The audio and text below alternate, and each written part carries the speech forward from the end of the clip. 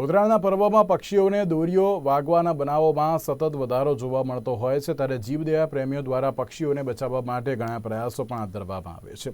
અમદાવાદના પાંજરાપોળ ખાતે દોરીથી ઘવાયેલા પક્ષીઓની સારવાર કરવામાં આવી રહી છે. ઉત્તરાયણ પર્વને લઈને ખાસ તૈયારી પણ અહીંયા કરવામાં આવી છે, જેમાં 25 જેટલા ડોક્ટરોની ટીમ પણ ઉત્તરાયણ પર્વના દિવસોમાં ઘાયલ પક્ષીઓની સારવાર પણ કરશે.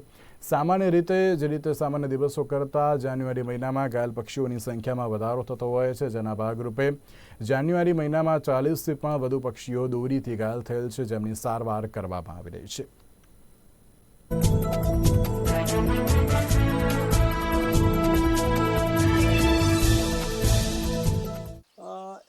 જીવદયા દર વર્ષે ઉત્તરાયણ પ્રસંગે લોકોમાં પક્ષીઓમાં થતી ઈજાઓ માટે જાગૃતિ ફેલાવવાનું અને ઘવાયેલ પક્ષીઓની સારવારનું કામ કરે છે.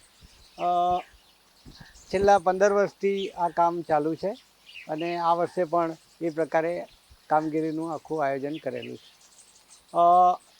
અત્યારે જાન્યુઆરી મહિનાથી વાત કરીએ તો આજે 11 તારીખ સુધીમાં લગભગ 500 જેટલા પક્ષીઓ સારવાર માટે આવેલા છે, જેમાંથી લગભગ 10% જેટલા પક્ષીઓ પતંગના કારની દોરીની ઈજાના કારણે આવેલા છે.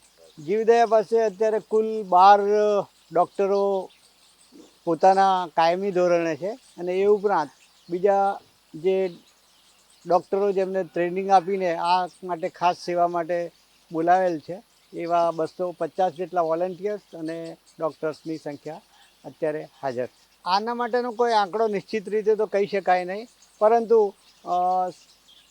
દર વર્ષે આ આંકડો લગભગ જળવાઈ રહ્યો છે. કોઈ આંકડો જે ઈજાનો આંકડો જે છે એમાં બહુ મોટી વધઘટ થતી નથી. પક્ષીઓ સવાર અને સાંજનો સમય જે છે પક્ષીઓ માટે અગત્યનો છે. સવારે એ લોકો ચણમ માટે નીકળતા હોય છે અને સાંજે એ પોતાના માળા તરફ પરત આવતા હોય છે. એટલે આ 2 સમય દરમિયાન પક્ષીઓની જે આવન જાવન જે છે એ સૌથી વધારે હોય છે. જેથી આ ગાળા દરમિયાન જો પતંગ ઉડાડવામાં ન આવે તો એમને દોરીમાં ફસાવાના અથવા ઈજા પામવાની શક્યતાઓ